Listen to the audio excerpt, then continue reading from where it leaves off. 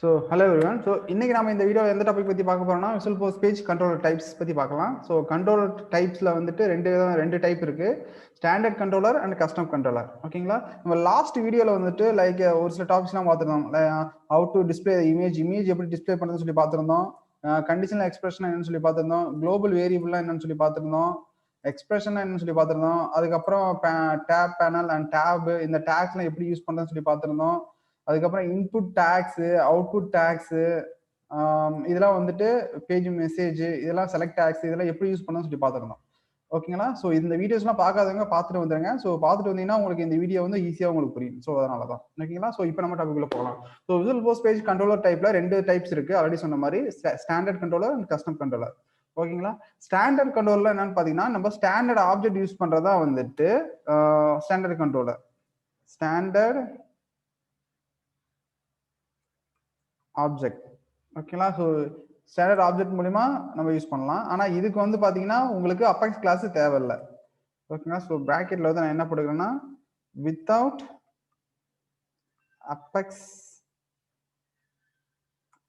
Apex class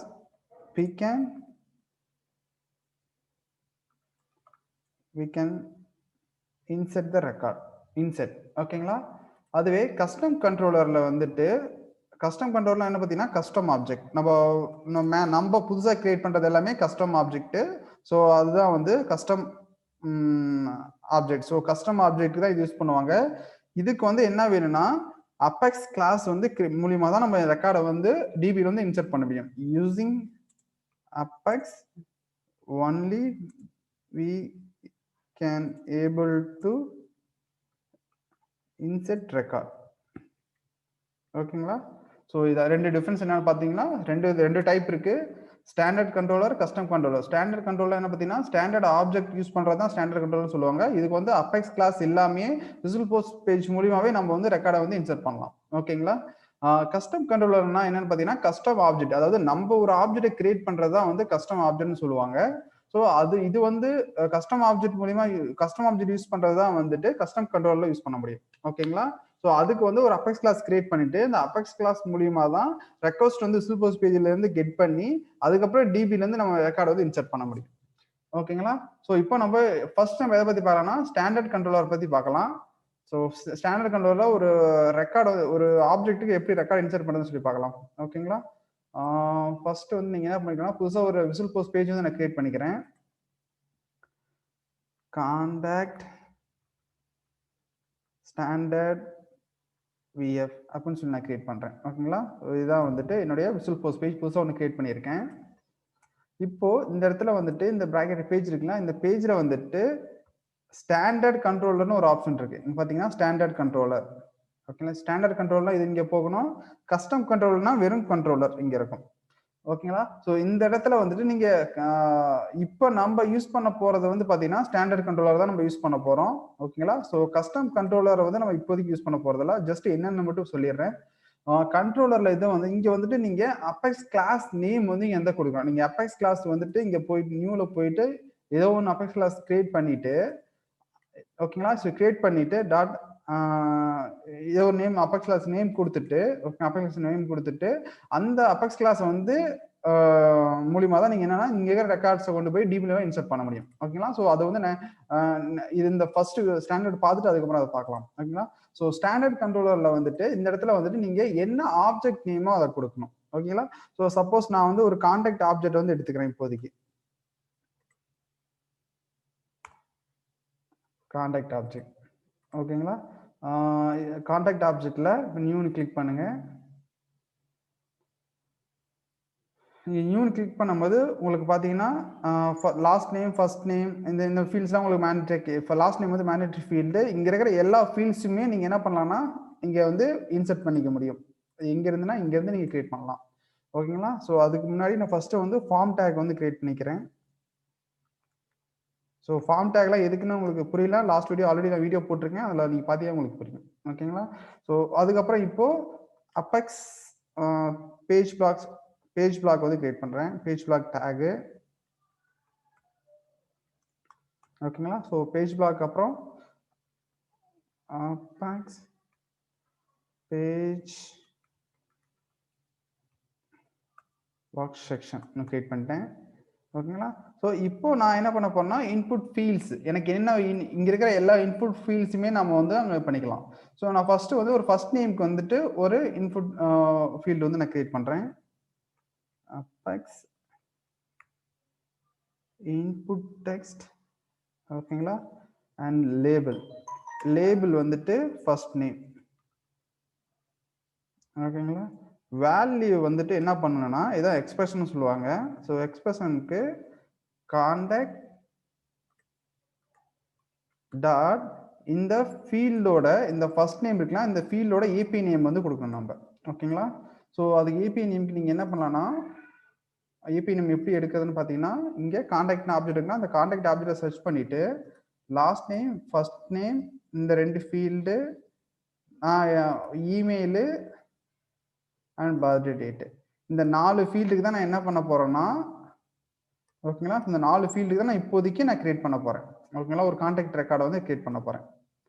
so நான் என்ன பண்ணேன்னா, ஃபர்ஸ்ட் நேம் இதுதான் ஏபிஐ நேம். இந்த ஏபிஐ நேம் எடுத்து இங்க கொடுத்துக்கலாம் நீங்க. ஸோ அப்படி இல்லைன்னா நீங்க என்ன பண்ணலாம்னா, ஆப்ஜெக்ட் மேனேஜர்ல போயிட்டு கான்டாக்ட்னு சொல்லி சர்ச் பண்ணுங்க. ஃபீல்ட்ஸ் இருக்குங்களா? ஸோ இங்க போனீங்கன்னா உங்களுக்கு உண்டான எல்லா ஏபிஐ நேம்ஸும் உங்களுக்கு இங்க இருக்கும். ஸோ இங்க இருந்து நீங்க என்ன பண்ணீங்கன்னா, இங்க இருந்து இந்த ஏபிஐ நேம் இருக்குங்களா, இதுதான் ஏபிஐ நேம். ஸோ இங்க இருக்கிறத நீங்க எடுத்து கூட அங்க யூஸ் பண்ணிக்கலாம்.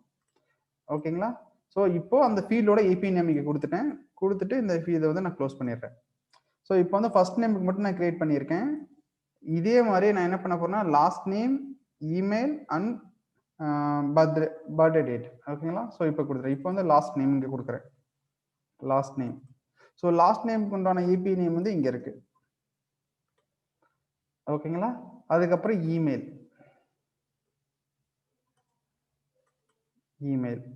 அதுக்கப்புறம் பர்த்டே டேட். ஓகேங்களா? ஸோ பர்த்டே டேட்டுக்கு ஒரு டிஃபரன்ஸ் இருக்கு. அதை நான் சொல்றேன் என்னன்னு. ஸோ இப்போ வந்து 4 ஃபீல்டு வந்து கிரியேட் பண்ணியாச்சு. ஓகேங்களா? ஸோ ஜஸ்ட் நீங்க வந்து யூஐ எப்படி இருக்கு வேணா நீங்க பார்த்துக்கலாம். ஜஸ்ட் ப்ரிவியூ கொடுங்க. நீங்க பார்த்தீங்கன்னா 4 ஃபீல்ட்ஸ் வந்து கிரியேட் ஆயிருக்கு உங்களுக்கு. First name, last name, email and birthday டேட்னு சொல்லி வந்திருக்கு. இங்க பார்த்தீங்கன்னா பர்த்டே டேட் வந்து வந்து டெக்ஸ்ட் ஃபீல்ட்ல இருக்கு. ஓகேங்களா? ஆனா அதனுடைய டைப் வந்து பார்த்தீங்கன்னா டேட்னு இருக்கு. ஓகேங்களா? ஸோ இந்த டேட் பிக்கரோட உங்களுக்கு வேணும்னா நீங்க என்ன பண்ணணும்னா, இந்த இன்புட் டெக்ஸ்ட்டுக்கு பதிலா இன்புட் ஃபீல்டுன்னு சொல்லி நீங்க சேஞ்ச் பண்ணணும். ஓகேங்களா? ஸோ இப்போ கொடுத்துட்டு அந்த பேஜ் ரெஃப்ரெஷ் பண்ணி பார்த்தீங்கன்னா, உங்களுக்கு இந்த டேட் பிக்கர்ன்ற ஒரு எக்ஸ்ட்ரா ஒரு ஆப்ஷனும் உங்களுக்கு வந்துரும். இங்க பார்த்தீங்கன்னா, டேட் பிக்கரோட ஒரு எக்ஸ்ட்ரா ஒரு ஆப்ஷன் வந்துருக்கு. இன்புட் டெக்ஸ்ட் போயிட்டு அந்த ஃபீல்டு என்னவோ அந்த ஃபீல்டுக்கு உண்டான டைப்போ அது ஆட்டோமேட்டிக்கா உங்களுக்கு எடுத்துக்கும். ஓகேங்களா? ஸோ இதுதான் வந்து இன்புட் ஃபீல்டுக்கும் இன்புட் டெக்ஸ்ட்டுக்கும் உள்ள டிஃபரன்ஸ். ஓகேங்களா? ஸோ இப்போ நம்ம என்ன பண்ணலாம்னா, உங்களுக்கு அந்த நேம் இது ஹெட்டர் வேணா நீங்க என்ன பண்ணிக்கலாம்னா, லேபிள் வச்சுக்கலாம்.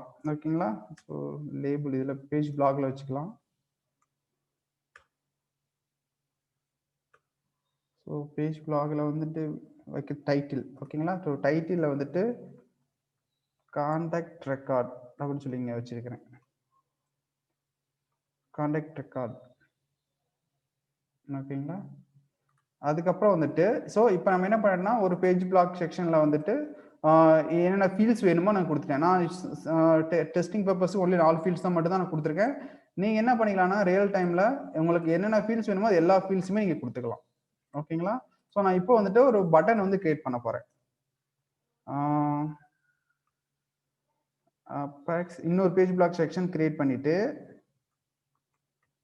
பேஜ் பிளாக் செக்ஷனுக்குள்ள ஒரு கமாண்ட் பட்டன் கிரியேட் பண்ணுவேன். அபெக்ஸ்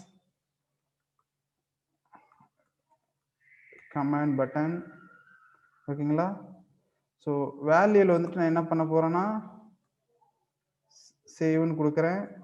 ஆக்ஷன்ல வந்துட்டு இங்க தான் வந்துட்டு மெத்தட் நேம் கொடுக்கணும். ஓகே, அதாவது இந்த மெத்தட் நேம் கொடுக்கணும். அது நம்ம அபெக்ஸ் கிளாஸ் வந்து கஸ்டம் கண்ட்ரோல்ல வந்துட்டு அபெக்ஸ் கிளாஸை கிரியேட் பண்ணிட்டு அந்த மெத்தட் எடுத்து இங்க கொடுக்கணும். ஆனா இங்க இது வந்து ஸ்டாண்டர்ட் கண்ட்ரோலர்ங்கிறதுனால அவங்களே அவங்க சேல்ஸ் போஸ்ட் என்ன பண்ணிட்டாங்கன்னா டிஃபால்ட்டாவே ஒரு மெத்தட் கிரியேட் பண்ணிட்டாங்க. ஓகேங்களா? ஸோ அந்த மெத்தட் நேம் தான் சேவ். இதை நீங்க சேவ்னு இந்த மெத்தட் நீங்க கிளிக் கொடுத்ததுனால இந்த பட்டனை வந்துட்டு நீங்க கிளிக் பண்ணும்போது சேவ் மெத்தட் அவங்க இன்பில்ட்டா கால் ரைட் பண்ணி வச்சுக்கிறாங்க. அந்த மெத்தட் கால் ஆகும். ஸோ அப்போ வந்துட்டு இந்த ஃபீல்டு என்னென்ன ஃபீல்ட்ல இன்சர்ட் பண்ணியிருக்காங்க நம்ம இது பண்ணியிருக்கோமோ அந்த எல்லா ஃபீல்ட்ஸுமே வந்து என்ன பண்ணிருன்னா அங்கே டிபியில் போயிட்டு இன்சர்ட் ஆயிரும். ஓகேங்களா? ஸோ இப்போதைக்கு நான் ஜஸ்ட் ஒரு பட்டன் வச்சுட்டேன். ஸோ இதனுடைய ப்ரீவியூ பார்க்கலாம் எப்படி இருக்குன்னு.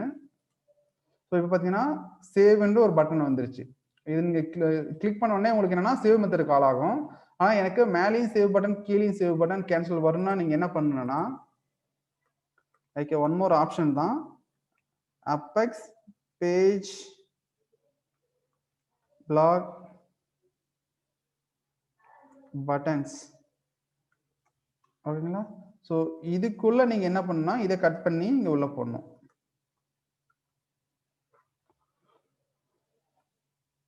சம்திங் எரர் வச்சிருக்கு, என்னன்னு பார்ப்போம். Parent tag must be in the data must be in the tag parent tag. Okay, so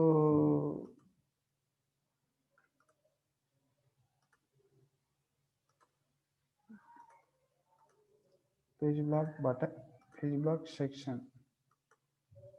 Okay, so நம்ம என்ன பண்ணால் இதுக்கு வந்து பேஜ் பிளாக் வந்து ரிமூவ் பண்ணிடலாம். ஸோ இப்போ நம்ம சேவ் பண்ணிடலாம். ஓகேங்களா? ஸோ இது டேரெக்டாக வந்து பேஜ் பிளாக் பட்டனுக்குள்ளே மட்டும் நீங்கள் கொடுத்தீங்கன்னா போதும்.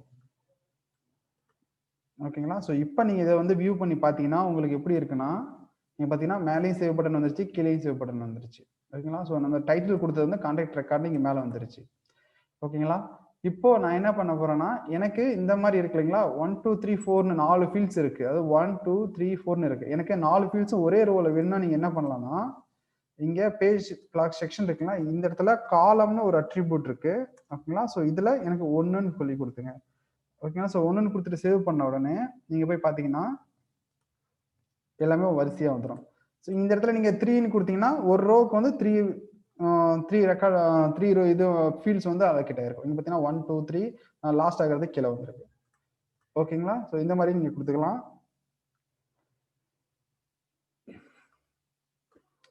இப்போ நீங்க கான்டாக்ட் ஆப்ஜெக்ட்ல போய் பாத்தீங்கன்னா உங்களுக்கு என்ன இருக்குன்னா அந்த ஃபீல்டு வந்துட்டு ஒரு ஃபீல்டு வந்து மேண்டேட்டரியா இருக்கும். இப்போ நியூ கிளிக் பண்ணிட்டு லாஸ்ட் ஃபீல்டு வந்து மேண்டேட்டரியா இருக்கு. ஓகேங்களா? ஸோ அப்போ நம்மளும் என்ன பண்ணலாம்னா இந்த ஃபீல்டு வந்து லாஸ்ட் நேம் இருக்கிற ஃபீல்டில் வந்துட்டு மேண்டேட்டரி ஆகணும். அதுக்கு என்ன பண்ணணும்னா இந்த லாஸ்ட் நேம்ன்ற டேக்ல இதுக்கு கிளிக் பண்ணிட்டு ரிக்வயர்ட்னு ஒரு அட்ரிபியூட் இருக்கு. ரிக்வயர்ட் ஈக்குவல் டு ட்ரூன்னு சொல்லி கொடுத்துருங்க. ஓகேங்களா? ஸோ நீங்க ட்ரூன்னு சொல்லி கொடுத்த உடனே என்னன்னா அந்த ஃபீல்டு வந்துட்டு மேண்டேட்டரி ஃபீல்டு அது கன்சிடர் பண்ணிக்கும். ஓகேங்களா? ஸோ இப்போ நீங்க கிளிக் பண்ணி சேவ் பண்ணாலும் அந்த ரெக்கார்டு வந்து சேவ் பண்ணாது. அந்த எரர் த்ரோ பண்ணும். ஸோ அந்த எரர் உங்களுக்கு இங்க டிஸ்பிளே ஆகணும்னா நீங்க என்ன பண்ணணும்னா இங்க பேஜ் பிளாக் இருக்குங்களா? ஸோ இதுக்கு கீழே அபெக்ஸ் பேஜ் மெசேஜஸ்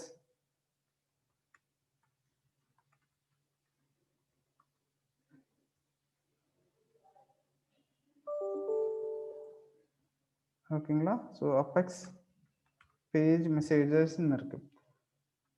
அந்த அட்ரிபியூட்டை வந்து அந்த டேக் வந்து இங்கே இன்க்ளூட் பண்ணிட்டேன். ஸோ இப்போ நீங்கள் போயிட்டு ரெஃப்ரெஷ் பண்ணிட்டு அந்த சேவ் பண்ண கிளிக் பண்ணும்போது உங்களுக்கு வந்து எரர் மெசேஜ் வந்துடும். அதாவது last name validation error, last name validation error, values required. So இந்த ஃபீல்டு வந்து உங்களுக்கு மேண்டரியாக அதை கன்சிடர் பண்ணிக்குது. அதனால தான் உங்களுக்கு இந்த எரர் மெசேஜ் வந்து டிஸ்பிளே ஆகுது. ஓகேங்களா? ஸோ அந்த எரர் மெசேஜ் டிஸ்பிளே பண்ணால் நீங்கள் இந்த டேக் வந்து நீங்கள் யூஸ் பண்ணணும். ஓகேங்களா? அதே மாதிரி நீங்கள் என்ன பண்ணீங்கன்னா ஃபர்ஸ்ட் நேம் லாஸ்ட் நேம் ஏழு பர்த்டே டேட் எதுக்கு வேணாலும் நீங்கள் கொடுத்துக்கலாம். அது வந்து ப்ராப்ளம் கிடையாது. ஓகேங்களா? ஸோ இப்போ நான் என்ன பண்ண போறேன்னா ஒரு ரெக்கார்டை வந்து சேவ் பண்ணி பார்க்க போறேன். ஓகேங்களா? ஜஸ்ட் பேஜ் இருந்து ரெஃப்ரெஷ் பண்ணிடலாம்.